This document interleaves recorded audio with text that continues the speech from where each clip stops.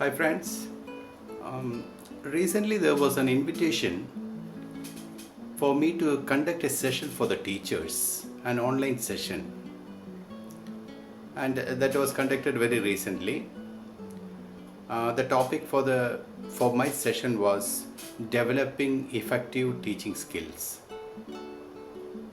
and another session was handled by my brother Dr. Sadaya Kumar, and he spoke about a paradigm shift in education ahead. It was a 2 hours program, and there was overwhelming response from the teachers. To our surprise, there were about 1050 participants in that. The teachers viewed online live, and so the response that I got from them, the comment that I got after the session was really very good. All the comments were extremely good. So I thought I would share that to all those who were not lucky enough to see that program. So here is that for you.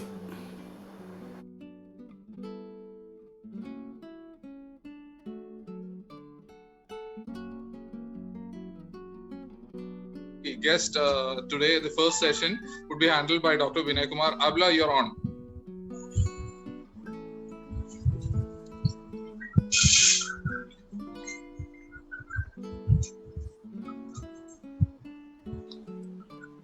Oh, hello everybody.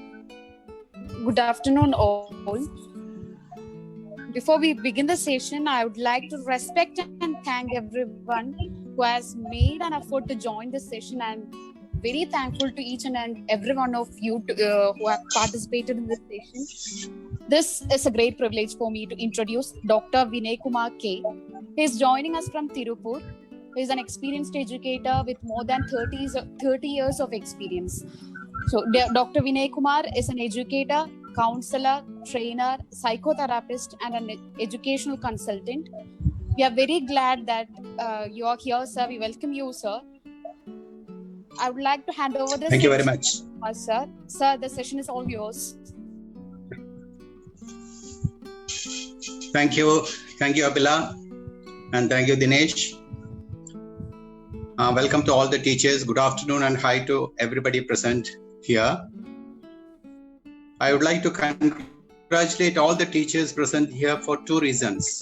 One, for choosing this teaching profession. This profession makes all other professions. So congratulations for that. And number two, for joining this session. A teacher usually, when he or she becomes a teacher, he feels that everything is complete. I am total now. I am complete. I need not grow anymore. But your enthusiasm to join this session shows that you want to learn and you want to grow more. So that's why my congratulations to all of you for the second time also. Each one of us is a teacher, teaching in various institutions, I believe, teaching various classes. So the expectations of these participants may vary. I don't know what your expectations are, but if I'm able to fulfill some of your expectations, I'll be very grateful. So let us start. While starting, I would like to ask you a question. Who is a teacher? A teacher is somebody or someone who teaches the children. And naturally, that will be the answer that we get. But can everybody do that? If you get a BEd degree, will you be able to become a good teacher? My answer is no. In my experience, there were teachers who were just graduates who joined teaching profession, and later on, they wanted to take that BEd degree. And to everyone's surprise, after getting that BEd degree, he became a worse teacher. He was better when he was not having that BEd qualification. Sometimes that happens. But one thing is sure, experience counts a lot. If you work more, If you work for a number of years, you learn, you grow. And so that is what we require, a learning mentality. And that's why you are on this platform now. Now, my topic for today's session is developing effective teaching skills. Now, let us see.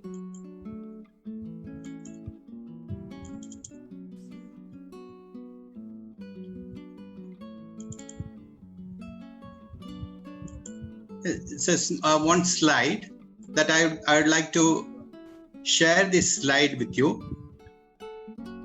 This is the title of my session, Developing Effective Teaching Skills. And when we talk about the effective teaching skills, before that one, I would like to just touch upon the qualities required by a very good teacher. The qualities of a good teacher. Let us see what are the qualities required for a teacher. Now, all the qualities that a teacher requires, I may not be able to explain here because the time is very short. So I'm going to put all these things into a nutshell and I'm going to give it to you. Let us see one by one.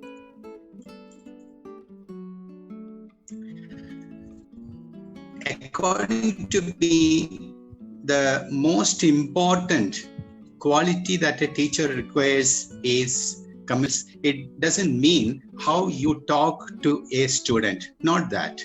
A communication skills, what I mean is all the aspects of your teaching. For example, your subject knowledge. If you don't have your subject knowledge, you will not be able to talk in a class. If I'm not sure what I'm going to talk in this session, I'm totally a flop. So I have to be thorough with what I'm going to talk. The teachers also should be the same way. The teachers should be thorough with their subjects.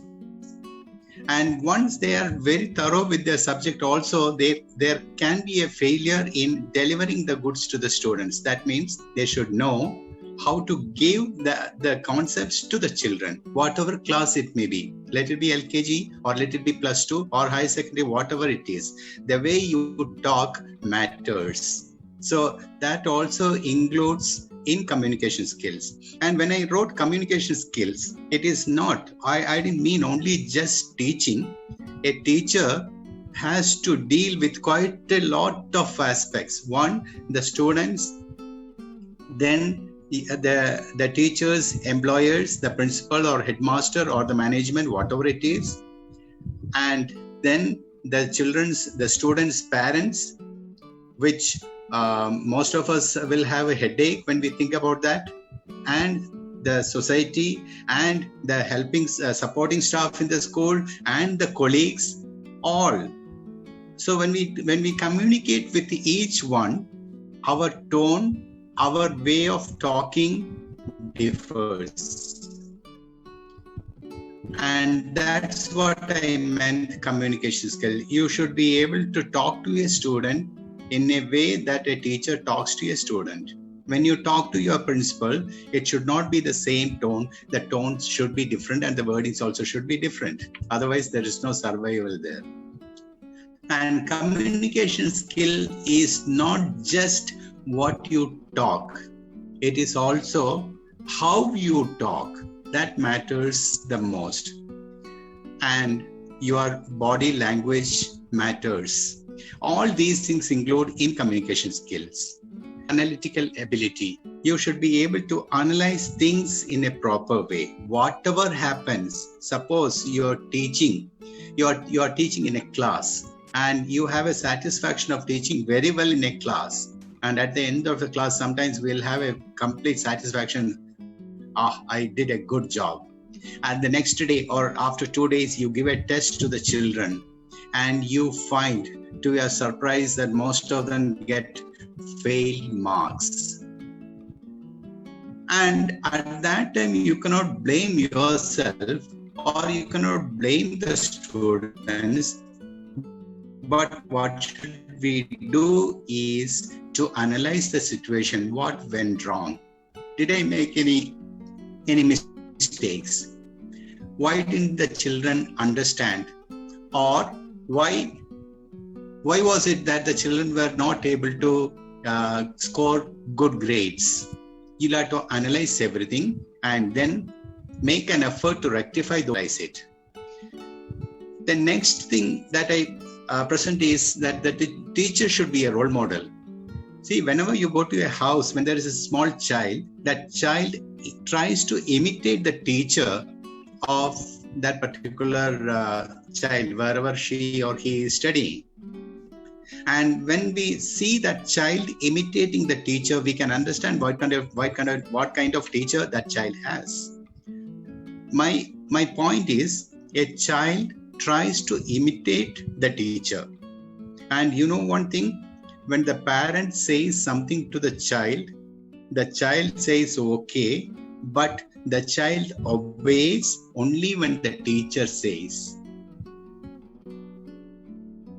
So we have to be very careful with how we behave, not only inside the class and outside the class. So we have to be the role models to the students. The next one is the ability to guide, advise, and counsel. We should be able to guide the children properly. What to do, what not to do. It is not that we have to tell them, you do this, you do that. If you don't do, I'm going to give you nicely. No. Let it come from them. It is always better if the child himself or herself takes the decision. And then if he doesn't follow that, we have a question. We have a right to question. You decided that one. And why are you not following it? It's easy for us to question. But if I tell, see, you are not supposed to sit here. And if a child sits there, I may hesitate to ask a question because it was my decision that the child should not sit there. It's not the child's decision. Make it as a child's decision, and then we have a right to question. And the next one is advice. Advice is one thing the child will not take every time, but if you tell in a proper way, they do take care of those words. And one word that is misunderstood by all the teaching faculty is the word counseling. I quite often hear the word in the principal's meeting, the CEOs or the DEOs tell all the headmasters, you can just give the counseling to the children and they will become all right, their behavior will become all right. Counseling and giving advice, both they take it together. Counseling is only a counselor will be able to give counseling, but you will be able to guide and you will be able to advise. And the way you have to talk is very important because the child will have to accept that one. So that is very, very important. The next one is motivation. I can be the best motivation for my children. My children will be just looking at me and they may be thinking, I want to be like this person. That should be my motivation. And there are teachers who are not liked by the children. When I mention the word like, it is not that giving chocolates to the children and make them like you. Not that one. You remember your teachers when you were school students. Do you remember the teachers who came to your class? How many of you remember about 100 teachers? I don't think. Most probably we will be remembering about 10 or 12 teachers. We can think of only 10 or 12 teachers. They are always in our mind. Why? That is the speciality of those teachers. And that is what I want you to tell. You have to be in their hearts. Only then they will remember you. Not because you teach well, not because you don't beat, not because you give them some gifts like chocolates and all, but there is a special thing that they take you in their heart. So that can be a motivation. By looking at you, by seeing you, at least some children will be thinking that I want to become a teacher like him, like her. A teacher should be easily approachable. You cannot just sit in your office and tell that, no, don't come to me to meet me. you can just go. I have class now. I'm very busy. I have correction work to do, and come at 3:50. No, that is not the correct approach. A child should be able to approach you for whatever reason that child has. Will not be coming for silly matters. So if a child comes to you, talk to that child and find out why she or he wants to meet you. There can be very, very well. Listen to that child, and you should be approachable to all the children. The next one is control. You cannot just go to the class and start taking the lessons and then come out of the class. In a class of 25, all the 25 children are not the same way. Their attitude will not be the same. Their behavior will not be the same. The culture will not be the same. It is a heterogeneous group. And so to control them, you may have to use a little bit of strictness also. Sometimes you will have to just tell them, children, keep quiet. That's all. And what I mention is not for the lower classes, for the higher classes also. And the teachers, as teachers, what we require are the two most important things, the qualities which I have mentioned, which I am mentioning at the end of the list. One is patience. Without patience, don't become a teacher. If you are not patient, you cannot be a good teacher. You have to have a lot of patience. You've got to have a lot of patience. Otherwise, teaching profession is not for you. There are lot of things that will come to you. A parent may be coming to you complaining about your teaching. My child got 5 out of 50. What teaching are you doing? What are you teaching? They'll be shouting, and you know very well what kind of teacher you are. And you cannot just reply telling that, no, your child is stupid. What can I do? We cannot tell that. We should have the patience to listen to him so that we will be able to tell. And the answer most probably will be, see, your child is very, very intelligent. Child is capable of doing better. But I don't know what went wrong. Let me see what went wrong. But don't forget, your child is in safe hands. I will take care of him. That's enough for that parent. You see, you need quite a lot of patience there. And when the parent goes, I know what you're going to tell inside your mind. You need not tell me that. Okay, that has to be censored then here. The next is the most important aspect of the teacher is the teacher has to be a learner. Every time the teacher has to be a learner. He or she has to keep learning, must read newspapers, must read a lot of books. But once we become a teacher, one bad habit is that we always blame the time. I don't have time to read any books. I have this textbook. I have to complete the syllabus. I have to prepare the lesson. I have to give the question answers. I have to prepare the lesson plan. And then after giving the question answers, I have to correct those things, conduct exams after exams, and correct those things also. And I don't have time. And then comes the reports and all those things. I don't have time.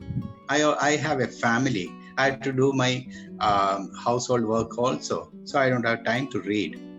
That's a wrong thing. If you can't spare, if you want to spare, you will be able to get at least 1 hour for your spare reading. Read anything that you get. Improve your knowledge. You have to be a learner. You have to be a learner so that you will be at par with that child.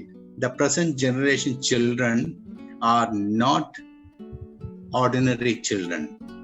They are very, very, very intelligent. So unless you update yourself, you will not be able to be with the children. The questions that they ask you, they will trap you. And that's a wrong thing that we sometimes what happens is I have seen Some child, they just shout, "Hey, sit down. That's none of your business to ask your question. Shut up and sit down there." That's all. We can command. We can tell them, we are teacher, we are in the high position, and the student position, we can shout. From higher level to the lower level, we can shout, and he will keep quiet also. But you know what he will think inside? This is a stupid teacher. He doesn't know anything. He is very ignorant. And he will start hating you, and he will not like to learn from you also, because he is looking you down now. He doesn't have that respect as a teacher for you. I thought these are some of the qualities of a teacher. Now, when we think about the qualities of a teacher, most of us will have all these qualities. The only difference is the percentage of these qualities that we utilize in a class. When we are in the real profession of teaching, how many of us are using all these qualities? And we have to keep analyzing ourselves. Where do I lag? Where am I lagging behind in all these things? Am my communication skills a bit low? Am I a role model to the students? Am I able to guide the students properly? Let it be for homework, let it be for learning something else, let it be for career guidance, let it be for anything else. So am I able to do that? That is what we have to see. And when I say this motivation, the children will be motivated only if you make it interesting. I know one particular teacher. I don't want to name the teacher. That teacher goes to the class and does exactly the same thing every day. And so the children, the students know what the teacher is going to do next. The teacher comes inside and one boy tells the other boy, "Now you see, he will come and sit on the table." And very rightly, the teacher comes and sits on the table. Now this boy tells the next boy, "Now you see, he will ask us to open the textbook."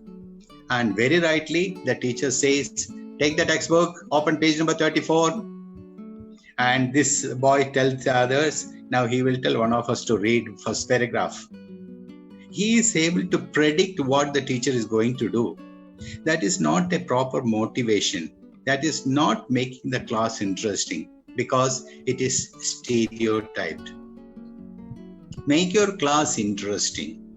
Make the lesson plan in such a way that what I taught last year in this particular class, this particular lesson, is entirely different from the way I teach this year. Let it be like that. When we have that experience, there is a tendency for us to continue teaching the same way as we did last year. Oh, all these things, I am thorough with this topic, because last year I taught that. Last 3 years I have been teaching this particular lesson. I know to teach. There is no other teacher better than me to teach. So that attitude should be removed. Every day should be a learning aspect. Keep practicing how to teach. One of the ways that you can improve to be a better teacher is have peer watching. That means you can go to your friend's class and sit and see how your friend is teaching the class. When I told in one of the schools that you have to go and sit in your friend's class, they started laughing.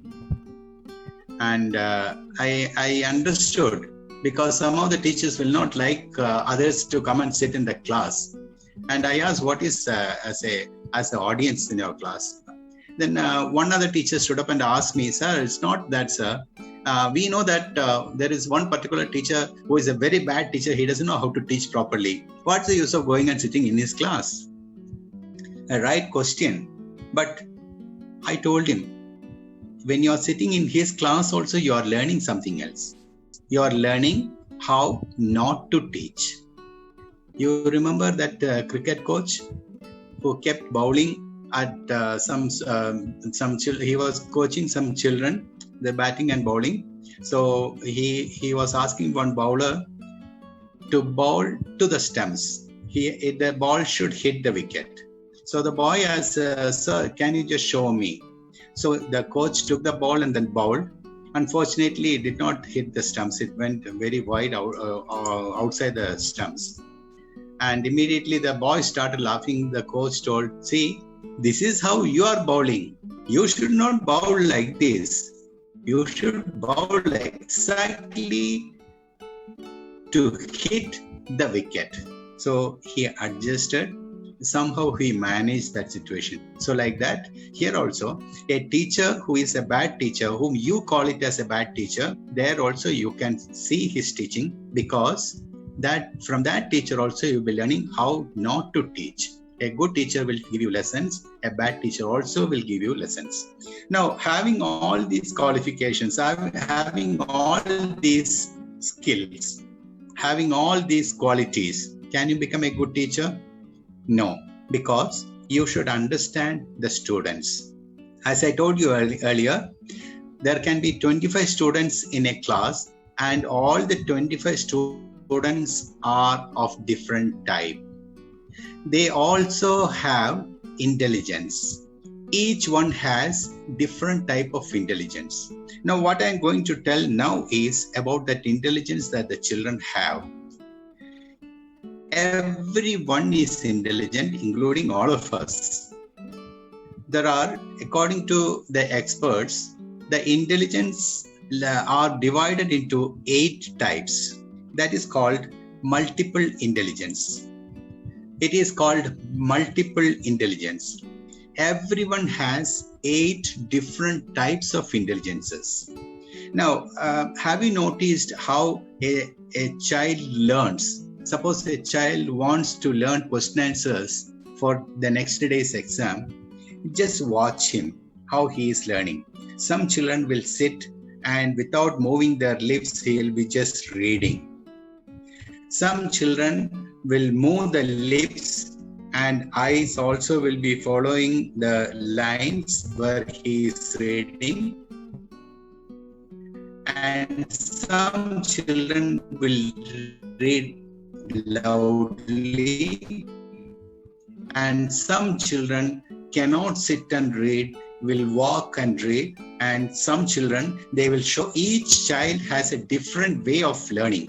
That is mainly because of the intelligence. As I told you, according to the experts, there are 8 kinds of intelligences, and these are the 8 kinds of intelligences. We all have all these 8 kinds of intelligence, but the only difference is that we will be expert, or we will be using one or the other more than the others. Very fast, we'll just go through this one. The first one is logical intelligence. Logical intelligence is connected with the mathematics. The persons having this logical intelligence will be experts with the numbers. The next one is visual. By seeing only, a child will be able to understand more. You talk about a plant, the parts of a plant, or anything, or the carbon bonding, or whatever it is. The child will not be able to understand anything. But if you just show one video, the child will become expert in that particular topic, because his visual intelligence is more than any other intelligence. Then one other thing is verbal or linguistic intelligence. With words, with the talking, he will be very, very, very good. And some will be very good in interpersonal relationship. That means, have you seen some children, they cannot sit alone and read.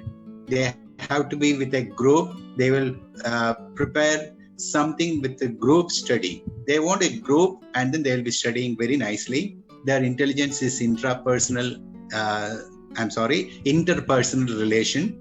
That means interpersonal intelligence is more for them, so that they are able to mingle with others better than anybody else. And there are some children, those intelligence is purely intrapersonal intelligence. Doesn't like to mingle with anybody else, wants to be alone. He cannot go and talk with anybody else, and ask him to go on to the stage, he will start shivering because he wants to be alone. Then we have the musical intelligence level. There are some children who are very good at music, and somebody bodily or kinesthetic intelligence and naturalistic intelligence. That means all these intelligence are mixed in everybody else, but the way we use that intelligence is different. See, when a boy doesn't score any marks, the teachers cannot say he is not intelligent. We cannot say, because there are 8 intelligences here. Have you noticed one thing? If I ask you to tell ABCD now, you will be able to tell me ABCD in a very nice way. The rhyme that your LKG or UKG teacher taught you, all will be familiar with the ABCD. We will not forget ABCD. But suppose I ask you something that you learned in 7th or 8th or 9th standard, sometimes maybe half of us will not be able to tell the answer. Why is it so? The reason is this. When we learn in LKG, UKG, first standard, the teachers, they don't just stand in front of you and give a lecture like what we do in the higher classes, 9, 10, 11, 12. There we give a lecture, we teach of course, but most of the time we talk and the children listen. But in lower classes, LKG, UKG, the teachers simply don't talk. Sometimes they dance, they jump, they run, and they sing. So when they teach ABCD, mostly they'll be singing and then teaching.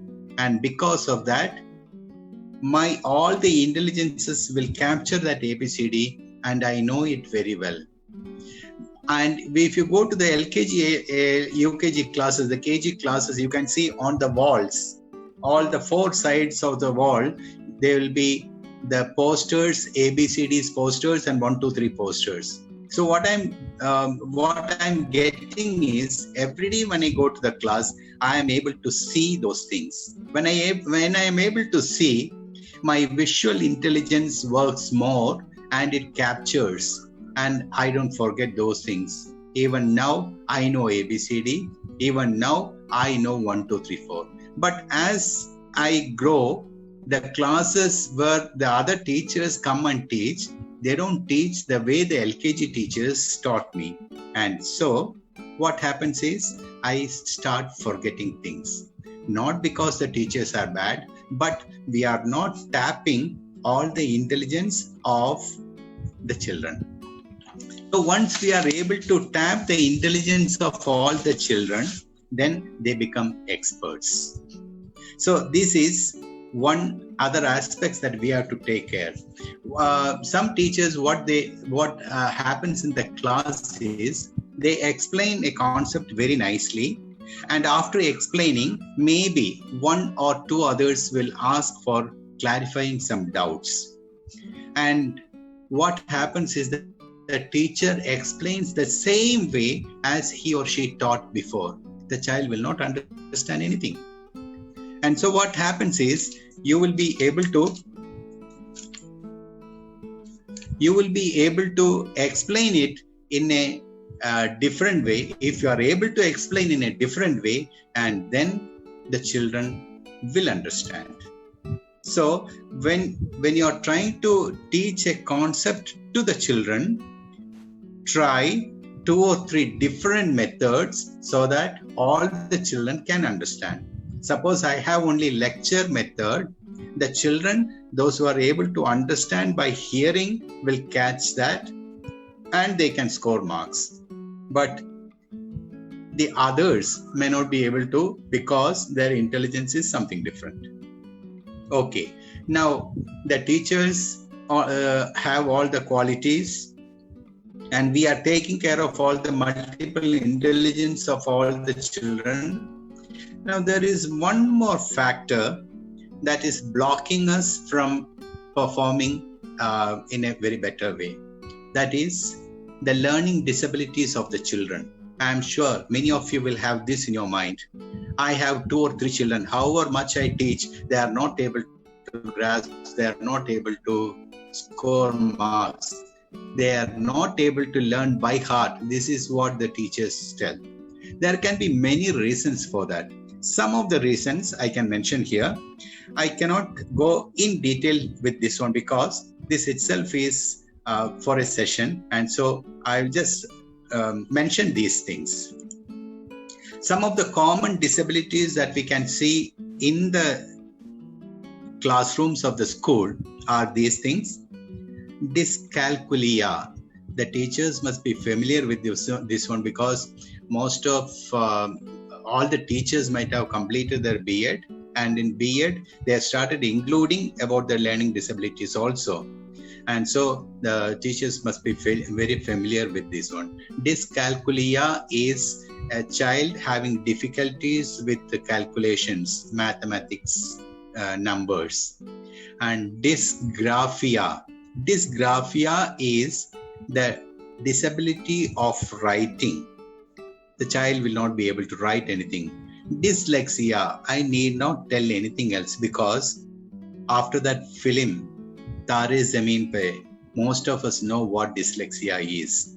It's one of the common learning disability that we can see everywhere in all the schools. If you just pick 10 children, at least one child will be dyslexic in that. And there are different methods to find out a dyslexic child. And there are various ways that we can bring that child back to the normal at par with the other children in the class. But we should understand that he is dyslexic or she is dyslexic. To find out, there are certain methods. I am not going very detailed into that. The next is dyspraxia. The child will be having difficulty with his muscles, his hand-leg movement and all those things, the eye-hand coordination and all those things.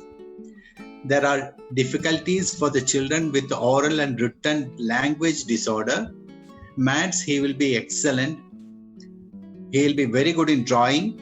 He can be a very good artist, but he cannot talk and he cannot write. The parents suffer to make the child sit for 10 minutes to write. That is a disorder. And there is one more thing that all the teachers should be familiar with. That is ADHD. That is Attention Deficit Hyperactivity Disorder. At least there will be 1 or 2 students in each class who will eat our heads. They will not be able to sit in a class at all.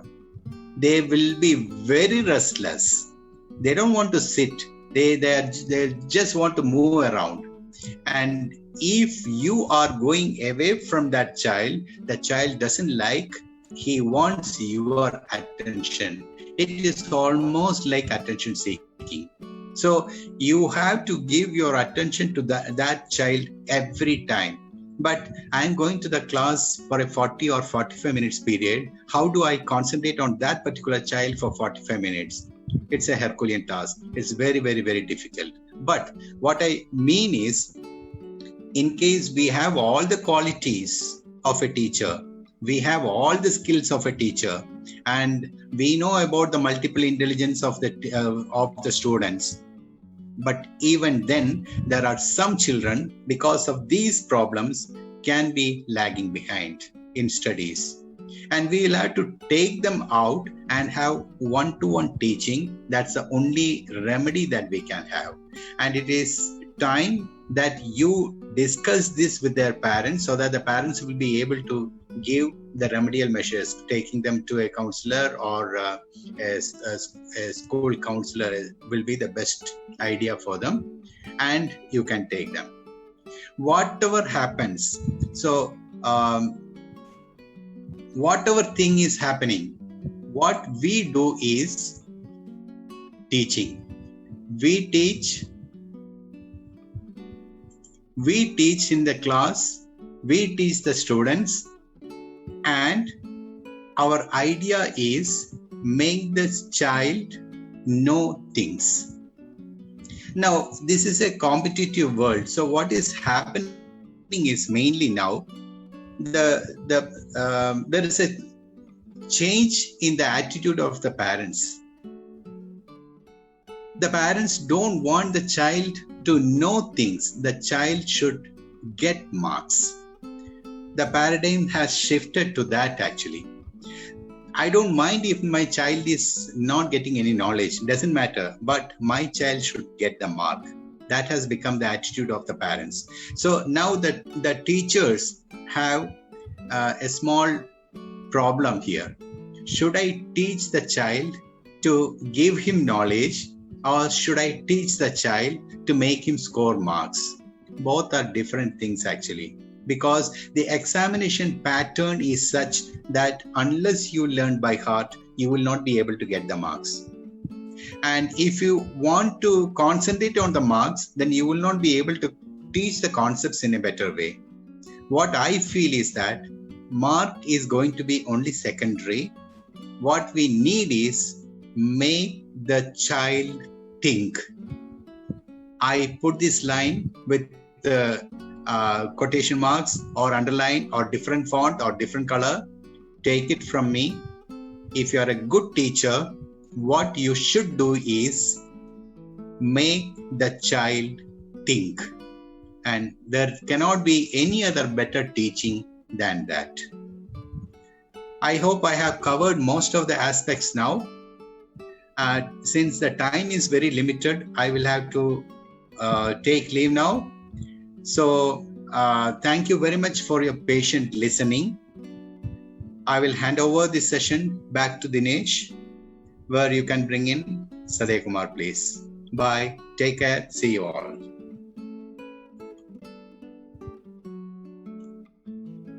Thank you very much, sir. It was indeed a great session. So, in a minute's time, we'll start with Dr. Sadaya Kumar's session. So, I'll give you a brief introduction about Dr. Sadaya Kumar. Dr. Sadaya Kumar is actually, he's got an experience of 40 plus years. He's an educator. He's been associated with different boards like CBSE, ICSE. He's been into teaching. He's been into training. He was the former trainer of CBSE. So, his session would focus on the paradigm shift. So, I'm handing over the session to him. So, he'll be taking on. He'll be taking over from now on. Good afternoon. I'm really glad to meet you all on this platform. There are many who have seen me earlier, who have listened to my talks earlier, and there are a few who haven't seen me before. They'll be seeing me for the first time. They'll be listening to me for the first time, whether new or old. Let me extend a very warm welcome to each and every one of you. Now, my advice to you is just sit back and relax, because I'm not going to give you any complicated solutions for any international issues or any tough philosophical life skills. It's nothing like that. I just want to I want to sensitize a couple of issues, small issues, so that after the session, you can think over about these points for yourselves.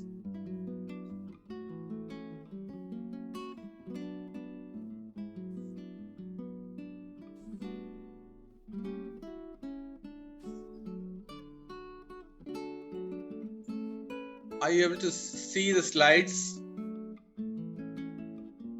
Can you see the slide? Right.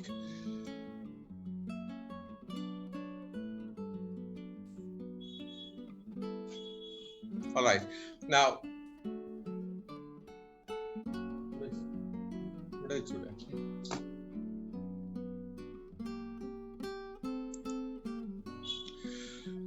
Now, this is something really new to me, because I've taken a number of classes, seminars, conducted workshops for students, teachers, parents, and even for the corporate staff.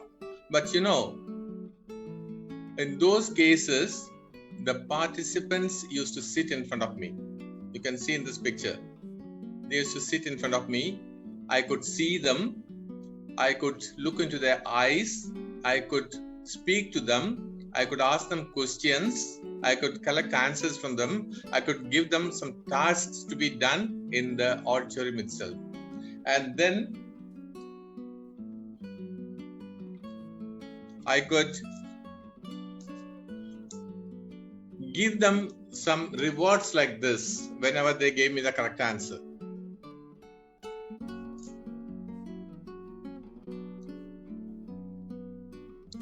You know,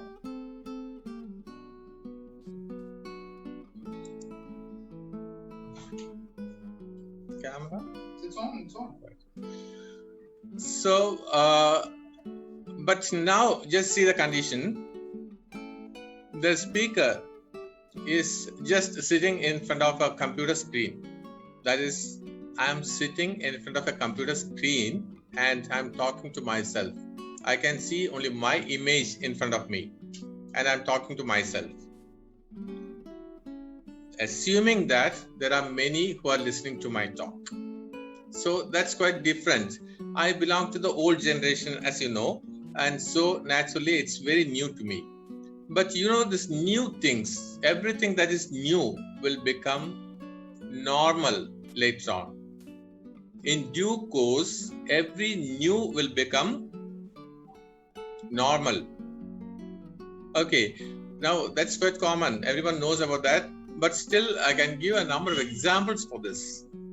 Now, just think of the invention of camera. The invention of camera. First, it was the still camera. First, it was the still camera, and then they found out the movie camera. And then we could see the images moving on the screen. That was new then. And then later on, the voice was added, and so we could see talkies. And then it was still new. But then later on, what happened? You know the history. Now, is there anyone in the whole world who doesn't know about the videography? So it has become so common. It has become so normal that no one can tell it's new now. And another example from the day-to-day life, the present situation scenario, you can see when this lockdown was announced sometime back, everyone was wondering whether it would be possible for all of us to stay at home indoors for 24 hours, 7 days a week. As my friend remarked the other day, lockup means we are at the mercy of the policeman. Lockdown means we are at the mercy of our spouse. So everyone was doubting whether there would be quite a lot of suicide attempts either by wives or husbands. Luckily, nothing whatsoever. And now we are actually familiar with this lockdown period. We are happy. We have started to enjoy this lockdown period. And now we actually wonder when we hear the words like office, school, railway station, airport, restaurants, and beauty parlors. So what I'm trying to tell you is there is a huge change coming up, a massive change coming up. You know, change is inevitable. Change is the only thing that is permanent. So we have to accept change. And education field is no exception. Even there, we can expect the changes. As you can see in the picture here, the road is closed now for maintenance work. A paradigm shift is emerging in the field of education. And so all the people concerned with education are asked to take a diversion. Till this is clear, you know, just like when a new bridge is constructed, they'll temporarily close the road. They'll give you a diversion. And only when the bridge is constructed properly, will be permitted to use that road. Just like that, even here in the education field, so many new things are happening, so many surprises are coming, and till then we'll have to take a diversion and try to reach our goal. And this session is actually to think about the possibilities in the education field during the lockdown period. And of course, all the schools are closed now. You know that the schools and colleges are closed. All the educational institutions are closed now, and maybe the children won't be permitted to come back to the schools for 2 more months or maybe 3 more months. We don't know. So we should be ready to accept the change. Now, regarding change, I would like to tell you an important message.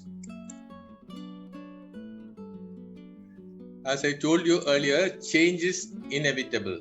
We cannot stop it. So when the change happens, what we'll have to do is, you can just see here on this screen that G could be changed to C, so that we can take it as a new chance.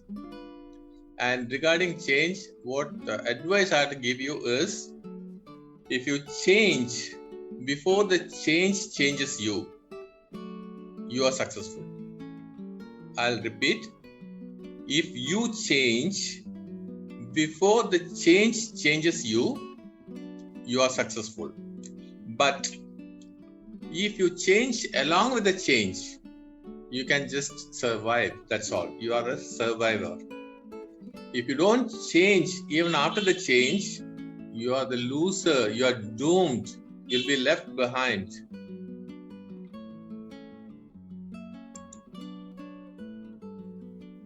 So if you want to be successful, you'll have to change before the change changes you.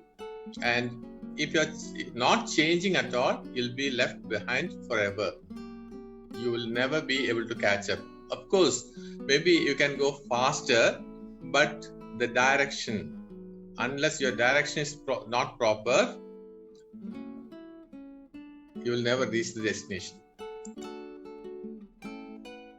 Now, regarding the changes in the education field, now the latest trend is online education.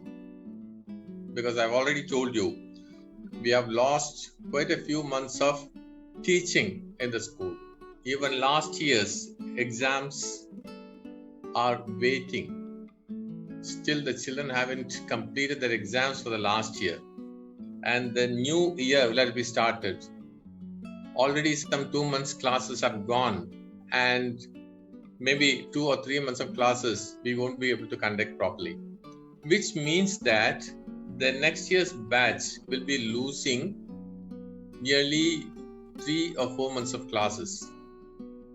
But the exams will continue as usual. There'll be quarterly exam, there'll be half-yearly exam, there'll be annual exam, there'll be promotion meeting, all those things. So it's our responsibility to see that the children get the full year's education. That's one thing. Second thing, the government and the management, they'll be wondering why to pay the teachers, why to pay the school staff, since they're not doing any work in these days.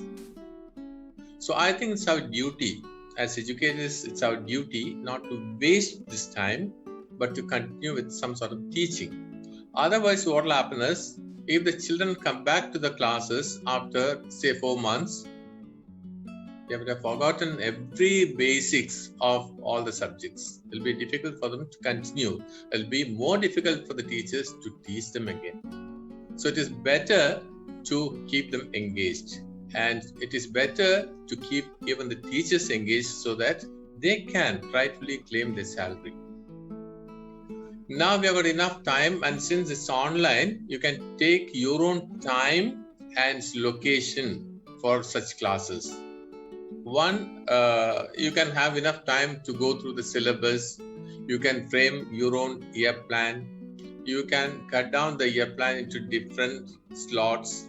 You can start teaching after discussing the matter with the students or their parents. You can fix up a mutually convenient time and carry on with the classes. You can conduct tests. You can evaluate papers. You can give them the corrections. You can give them advice, all sorts of advice to make them improve in your subject. It's possible online. And second thing, by doing so, you'll be improving in the technology as well. One complaint about the teachers usually is that, they are good at the subject, they are good in communication as well, but they are very poor in technology. Even when the teachers are asked to type out the question paper, they'll get the help of the office staff. So in this case, they'll be well versed even in computer. And later on, I told you, we can expect a very drastic change in the field of education. So one such change will be that this will continue. Even everything becomes normal, this online program will continue for sure. So it is better that we accept it and go ahead with the online teaching. But still, what I understand is many teachers as well as students don't like this online teaching. Why? We get a lot of lame excuses. The children feel that when they go to school, they not only listen to the lectures of the teachers, but they also have that, interaction with their peer group. The fun that is missing in the online classes. They would like to see, their peer group, that peer group association that is missing in the online classes. And as far as the teachers are concerned, they feel the privacy of their classes will be lost. When they take classes online, it's not only the students, but their parents, their relatives, maybe the whole villages will be watching the teaching, and just to make just to note down the mistakes of the teacher. It could happen. So, but looking very carefully at these complaints, what I feel is these are all very lame excuses because of some other reason. Now my question is, what could be the other reason? Why are they hesitant to go online? Or rather, why are they hesitant to go for a change? Now, I should say it's because of the influence of our thoughts. We don't accept change very easily because of the influence of our thoughts.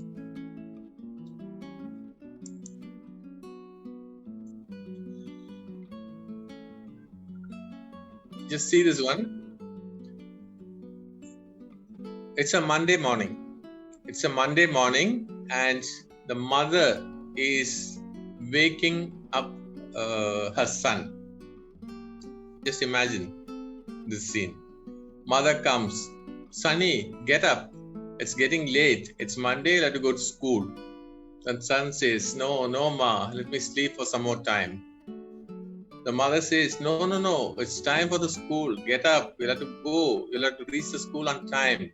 And he says, No, I don't want to go to school. I hate going to school, he says. So mother asks him, Why? What happened? Tell me 2 good reasons for not going to school. Then the son says, one is that no student likes me in the school. And second reason is that no teacher likes me in the school. So why should I go to school? I don't feel like going to school, he says. So the mother says, see, Saturday is over, Sunday is over, the weekend holidays are over. It's Monday, the first day of the new week. You have to go to school for sure. There's no excuse. Then he says, okay, ma, tell me 2 good reasons to go to school. Then the mother says, okay, the first reason is that you are not a small kid. You are 52 years old. And second reason is that you are the principal of the school. Now, till I told you the last 2 sentences, many of you might have thought that it was a conversation between a young mother and an LKG child. Why? I didn't mention the age of the son or mother. But still, you thought Many of you thought it was a conversation between a young mother and her LKG son. Only when I said this is a conversation between a mother of 75 years and son of 52 years, you understood what the matter is. Why didn't you think of this particular thing? Because you were influenced by your thoughts. We call it the prejudice. That is the preconceived ideas you have in your mind, and that's why you are unable to think otherwise.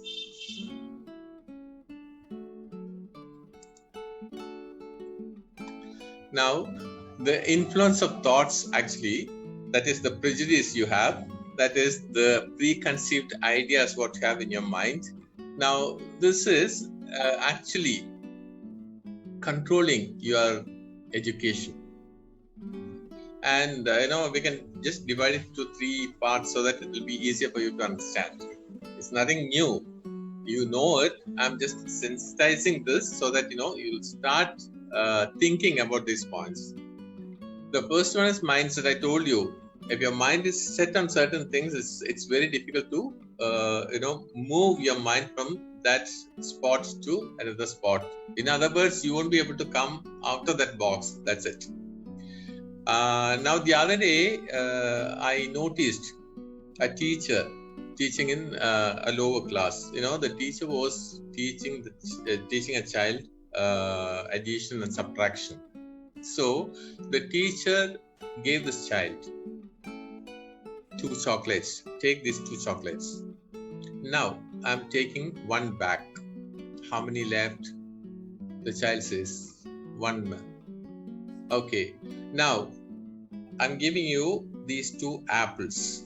Take these 2 apples. Now I'm taking 1 apple back. How many left? He says 2, ma'am. And the teacher couldn't understand. So she gave another example. Now take these 2 chalk pieces. Keep these 2 chalk pieces, and I'm taking back 1. How many left? The child says 1. Again, when she puts 2 apples and took back 1, he says 2 apples. So the teacher was getting angry. And naturally, when the teacher gets angry, she'll start shouting, she'll go for the cane, etc. But what was the actual reason? Why do you think the child was giving a wrong answer whenever apples were given to him? Or rather, why did the teacher think that was the wrong answer? The reason is that the child had an apple in his pocket, an apple given by his mother while coming to school. And so when the teacher gave him 2 apples and took back 1, still he had 2, 1 in his hand and 1 in his pocket. But the teacher never thought of that. Her mindset was, like teaching all the other children, like teaching with a chalk piece of chocolates, everything was okay. That's what she thought. She didn't come out of a box and think there is a possibility like this. So this is the example for mindset. Now see the second one. Now here in this case, the teacher thought his answer was wrong, whereas the child knew his answer was right. He was given the right answer. Only the teacher thought it was wrong. That was not the wrong answer. Now you know it. Now the next point is that experience. Due to experience also, you can have a sort of prejudice. I'll tell you, there's a young girl who was going to attend a seminar. She went to a 5-star hotel. She went to the auditorium where this workshop was supposed to be conducted. And she was pushing the door open. She was pushing and pushing, but it didn't open. And then the next participant came. He just came in, pulled the door open, and then entered the hall. And then she knew, okay, we'll have to pull it open, and then even she entered. Now my question is, why didn't she try it out earlier? Because of experience. All the doors of her house were pushed to open. That was her experience, her practice. So when she went to this five-star hotel, she was trying to push, but the door didn't open. That door was meant to be opened while pulling. And then we'll come to the third point, which is very, very important and more relevant to teachers like us. This prejudice can come into our thoughts by the way we were taught in schools. For example, I'll ask you a question now. Just give me the answer within a second. A for apple, B for ball, C for cat, right. Everything is all right. But my question is, why A for apple? There are hundreds of words starting with A, but still many of you told me apple. Why? Because we were taught so. In the KG class, our teacher told us A for apple, and that was in our mind, in our script. Had the teacher told the children, say 25 children in the class, to find out a word starting with A, should have got 25 different words that day itself. But then she taught them it is A for apple, and so these 25 or even 25,000 or 25 lakhs or 25 crores of people are repeating A for apple, just because of one mistake done by one teacher in one class. This is what is happening in education. Now, this could be due to two important points. In psychology, it says it could be the resource myopia or allergy to ambiguity. Like, if you're not very thorough with, the details given, if you're not interested, if you're allergic, maybe you won't pay full attention and maybe you won't be able to think differently. And resource myopia, all the resources will be there in front of you, but still you'll fail to see the right answer. It'll be there, but you'll fail to see the right answer because your mind is prejudiced. Just to test this, let me ask you a couple of questions.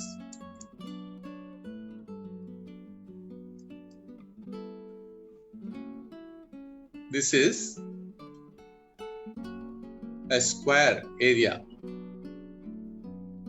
A square area, a field. A rich parent wants to divide this into 4 parts to be given to his sons. 4 parts of equal area. Square to be divided into 4 parts with equal area. My question is, in how many ways can we divide this square plot into 4 parts with equal area? How many options are there? How many types we can cut this into 4? Got the answer? Think. You can think, and when you get the answer, you can just inform the coordinator. He'll pass on the answer to me. Maybe it'll take some time. Now, another one.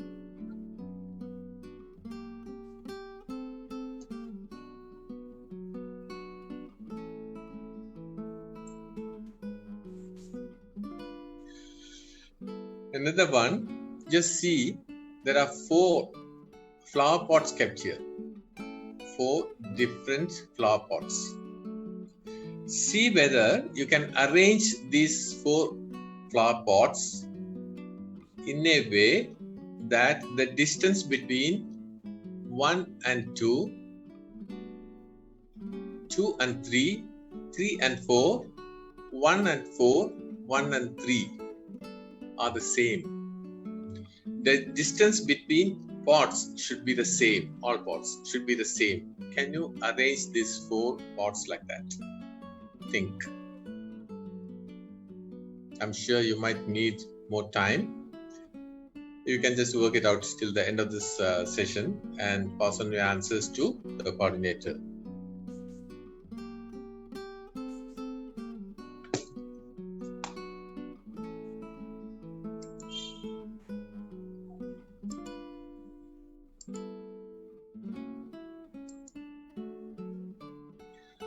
Now,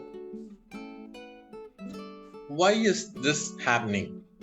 This resource myopia or allergy to ambiguity, all these things happening. Why we are unable to come out of the box and think differently?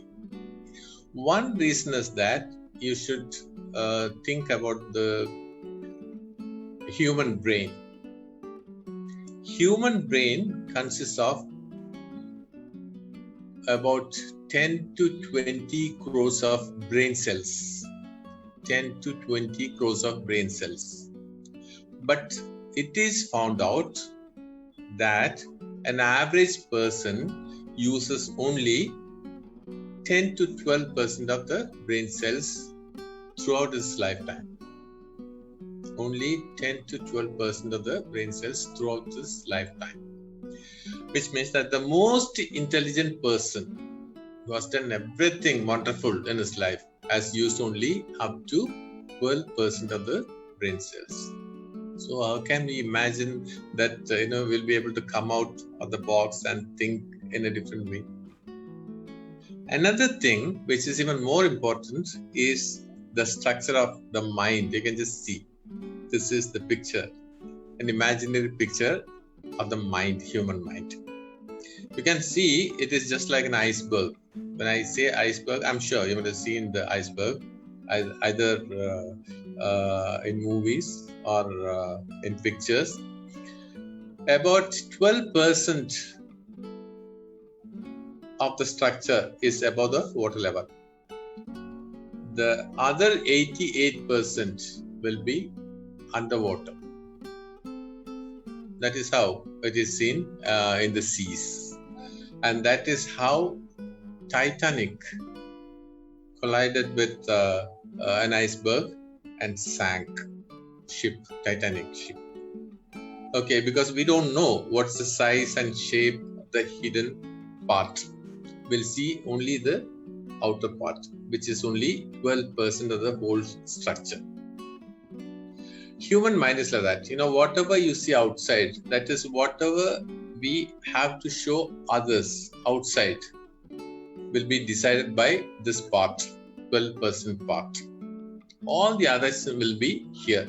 Here underwater you have, limitless abilities, ambitions, wishes, all those things. But when it comes out, it is blocked there. We call it a filter. And I'll tell you how this filter is formed. Why this filter is formed. With a small story, maybe I can explain it. Just imagine an illiterate person walking through the roads of a village, remote village. He's walking and walking and he gets tired. He's hungry, he's starving, he's hungry, he wants to eat something. And then suddenly he notices a hotel, a small village hotel nearby. He just walks into the hotel and he sees a few snacks being kept in the shelf. He opens the shelf, takes out one of the snacks, eats, and then comes out of the hotel. Then the shopkeeper, owner, came running and he asked him, "Hey, where are you going? Give me money." He said, "Why money? What did you do now?" "I was hungry.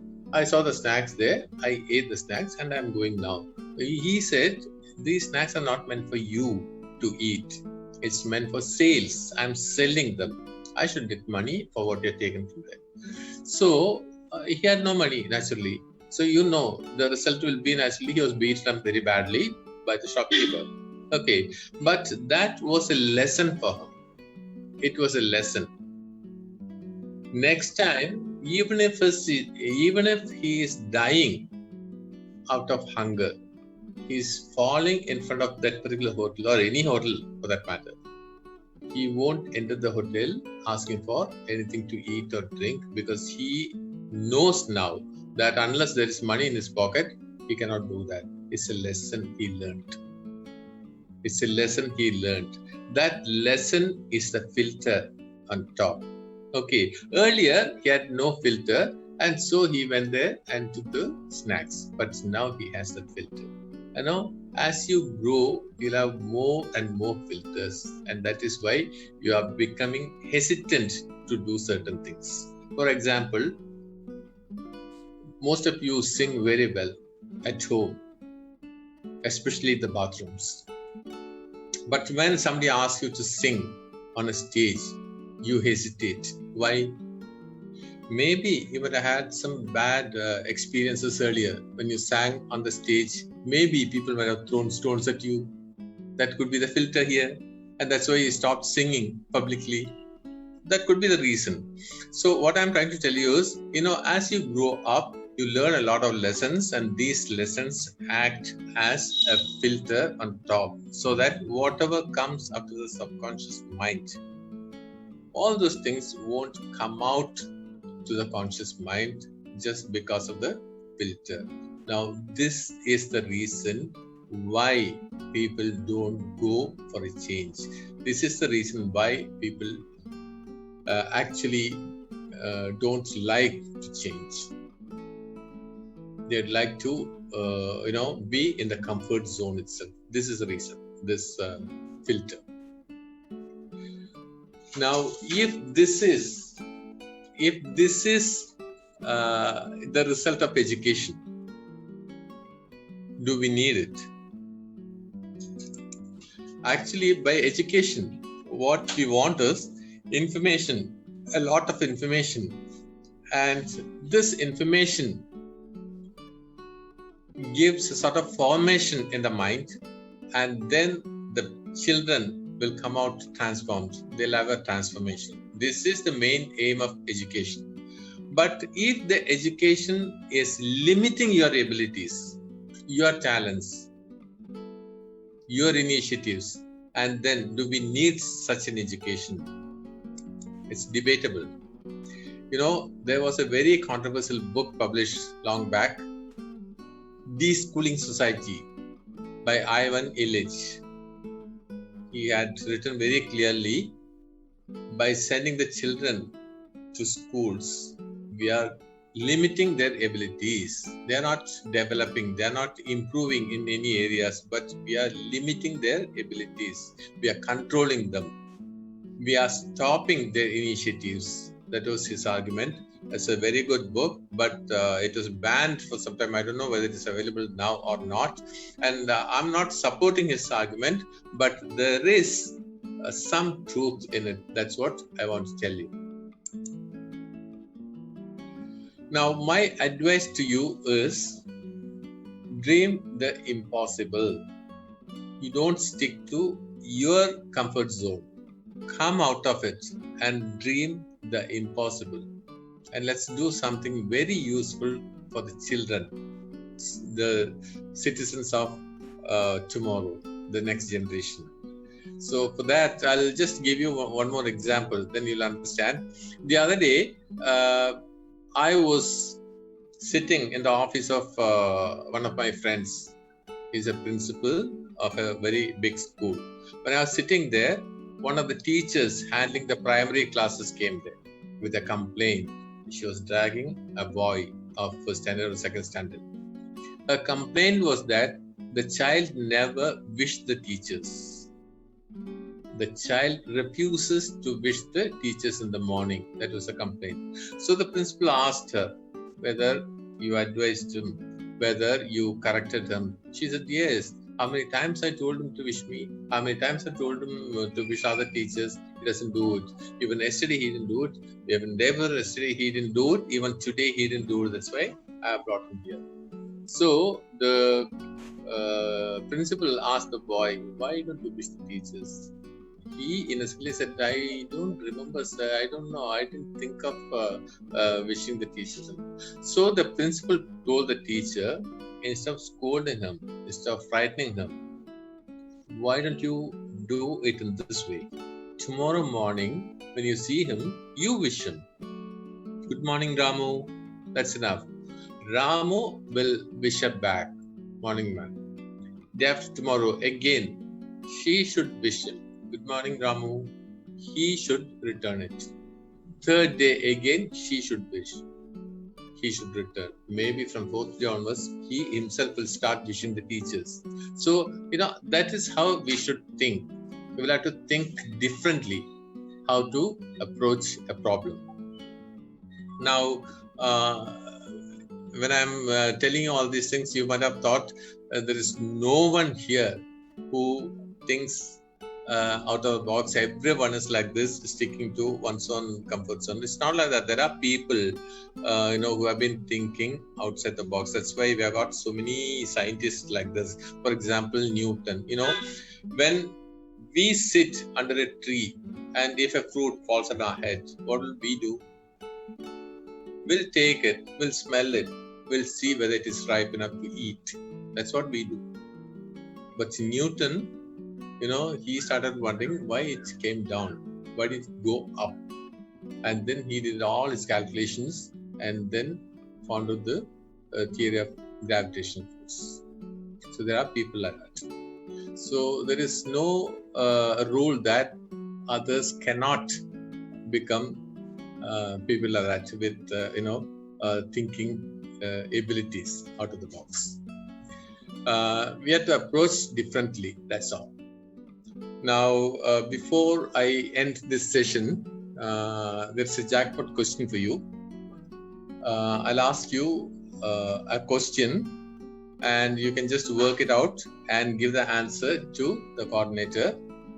For the right answer, as I promised earlier, you'll win a prize. Now, the question is like this. See, I'm married to a chemistry expert. Many of you know that. And with our companionship for more than 35 years now, even I have started doing some experiments in chemistry. So I have found out a solution, a universal solvent. A universal solvent. This will dissolve everything. Whatever you put into it will be dissolved immediately. And when this news reached the International Council of Scientists, they asked me to come there for a demo with the solution. So I'm planning to go there for a demo. Please advise me how to carry this solution to the meeting site. Remember, it's a universal solvent. So give me the answer to win prizes. It has been nice to talk to you, and I'm sure you will enjoy this session. I'm waiting for your feedback as well. Thank you. Will the brick and mortar school will be replaced with new trends in near future? I think Sadaya sir, you can answer this. Brick and mortar. Vinay sir. Yes. Brick and mortar schools, will it be replaced with the? Will it be replaced in the near future? What school? Brick and mortar, the traditional schooling system. I think the question must have come from a city area. Most probably, the parents, those who are living in metros, will be able to think of something like that. But there are thousands and thousands of parents having their children in the ordinary schools. If you come to my place, we can see a school in every corner and hundreds of children, middle class and lower middle class children going there. I don't think the trend will change immediately. Whatever the central government or the state government think, I don't think the traditional schooling will change in the immediate future. That's what I feel. Fine. Okay. And being a moderator to the program, I'd like to add on to this point actually. There is a concept called blended learning that would be coming into existence in the very near future. Immediately it will be coming. So blended learning would be a mix of both the online learning and the brick and mortar kind of learning. So that is what is going to be the future of education. So that is what many experts actually think. I have a question to Vinay sir. Can you please give a gist on bodily and kinesthetic intelligence? It's something connected with your motor skills actually. That means a child. So see, before we write something, before we give them practice for writing something in LKG or UKG or first standard, whatever it may be, have you noticed that the teachers give them practice for drawing lines? They make them draw straight lines first, and then they draw slanting lines, and they what they call as sleeping lines, and then a half circle and all those things. And they give a lot of exercises for the eye-hand coordination. That's all for the gross motor developments. That is what it is. Okay, so I think there's one question. How can we make teachers to be dedicated with interest and involvement?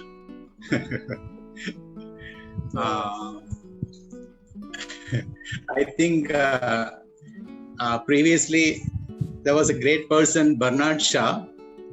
He mentioned, those who can, they do. Those who can't, they teach. I am against that one actually. Previously, I don't think anybody was coming to the teaching profession, those who were not able to do anything else. Because now the trend has started. If I don't get admission in any of the colleges, then at last the parents tell, okay, you can just do your B.Ed or teacher's training and become a teacher. That means you don't get anything and then become a teacher. That's the easiest job a lady can take, mainly because of the timing factor and the vacation also. Timing from 9 to 4 or whatever it is.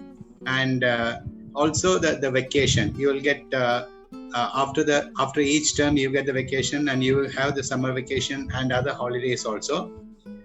It's from outside, if you just look, is the easiest job.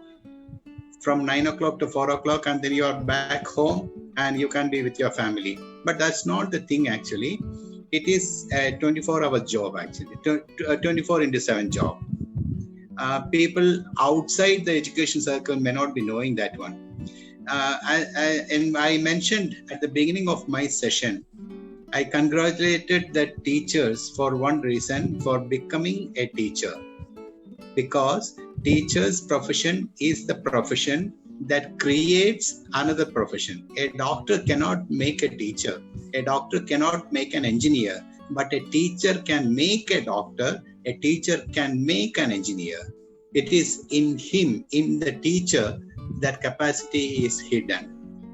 So if the teacher is dedicated, then naturally the children will become good children and good citizens. But I don't know, there is no magic portion to be given for dedication to come into the teachers. That has to be that a teacher can motivate the students to become dedicated teachers. That's the only thing I can tell.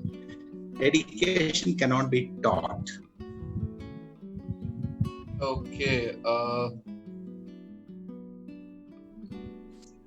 Sir, I find more students who are interpersonal, but as per competitive world, we more require interpersonal student. Can you suggest? Can you make the question clear?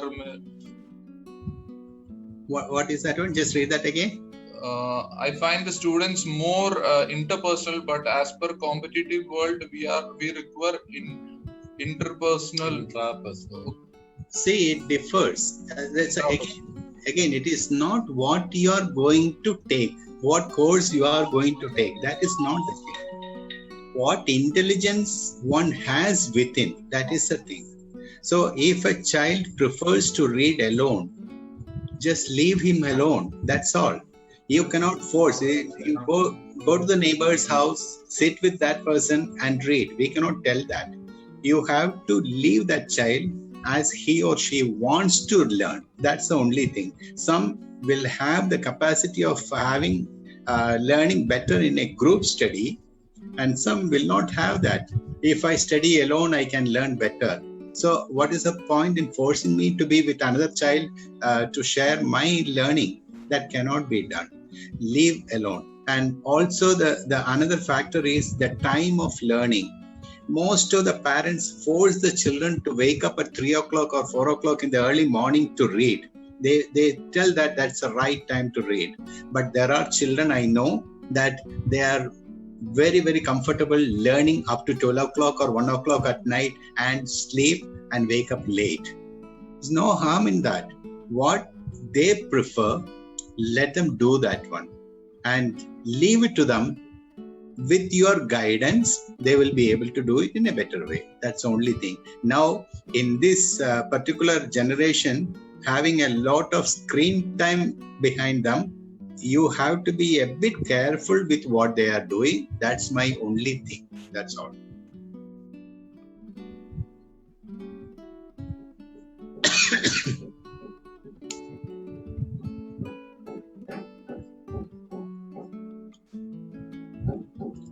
There's a question about hyperactive child. How can you give more attention to hyperactive child?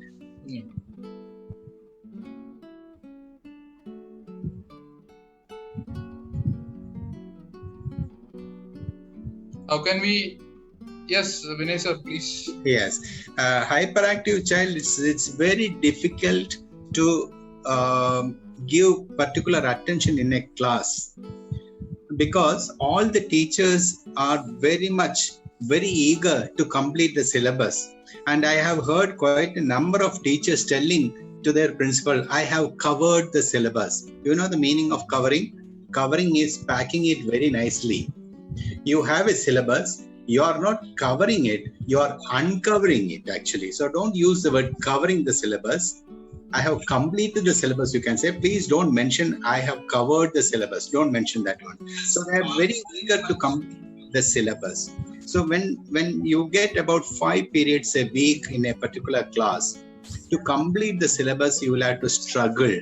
Because if you want to take one lesson in 2 periods, sometimes there can be more questions from your students coming to you, which you will have to answer.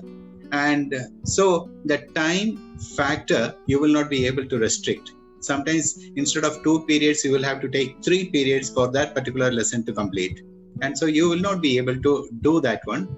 And in a situation like this, if there is one hyperactive child in your class, very, very, very difficult for you to concentrate on that particular child.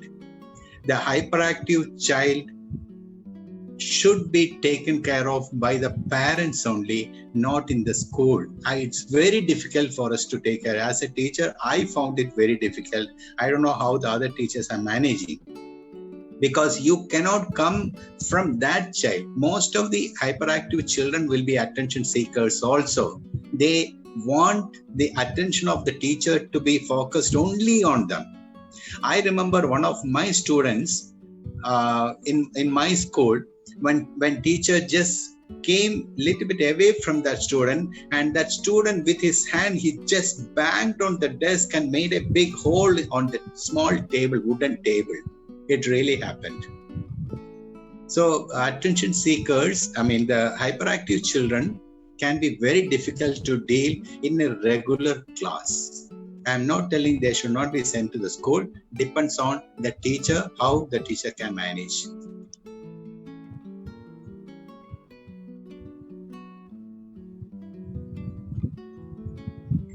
I hope I made it clear. Yes, sir, you have. How to handle learning disability student, whether we need to provide any activity-based teaching? This again, more than giving activity-based teaching, the most difficult part with the learning disabilities children is to diagnose actually. Diagnosing them will be the most important part. Suppose you have a headache and you are going to a doctor. An ordinary doctor treats you for that particular headache. He gives an aspirin tablet, paracetamol tablet, and tells, okay, go, your headache will be over. But an expert doctor doesn't do that one. He examines you and he finds out the reason for the headache.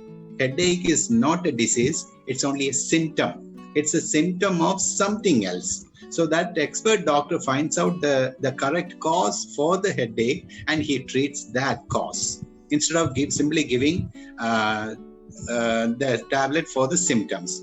A good teacher is also like that. A student who is disabled, you cannot just teach like that. If he is dyslexic, definitely you will not be able to teach that child unless you have one-to-one teaching.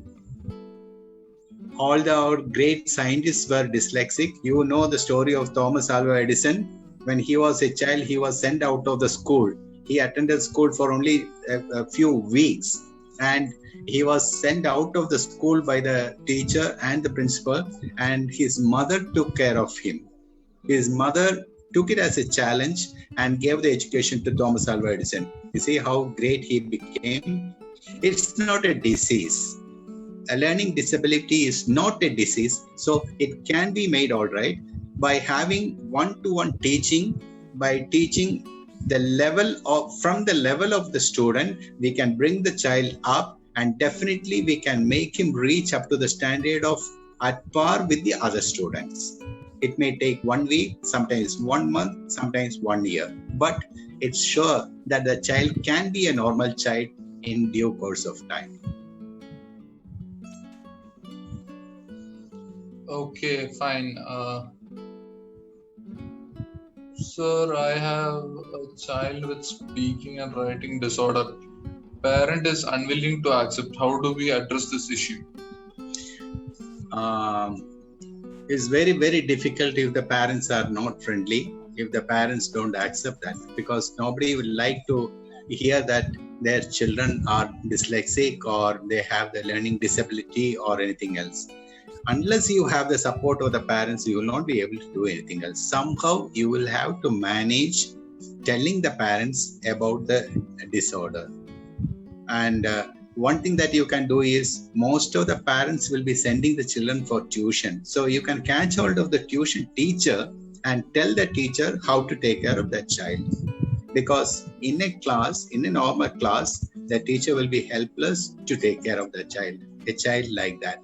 So the easiest way is try to convince the parents. Don't tell that your son is having learning disability. No parent will like to hear that one. And so try to convince the parent, and then we will be able to do something else. Take to a right person where his disorder will be made all right. Some speech therapy or something else. Okay, we have a question for Sadaya sir. Now, how to handle 21st century students effectively? I think I've already touched that point in my talk. The traditional classroom teaching that is changing. That's not enough for the child to acquire the complete knowledge. You need something extra. And there is a limitation for the available resources in the form of hard copies. So if you go online to some extent, the resources are unlimited. We can go to any extent.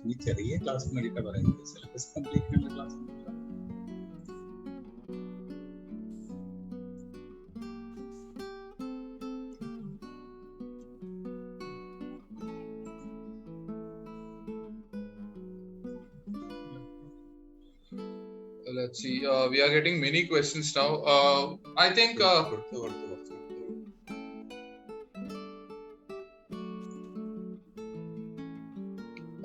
to make online learning more effective. Yeah. To make online learning more effective, there are many agencies. Many agencies are approaching the schools now. Okay, you could catch hold of any one agency like that. They'll give you the platform, but it's on payment.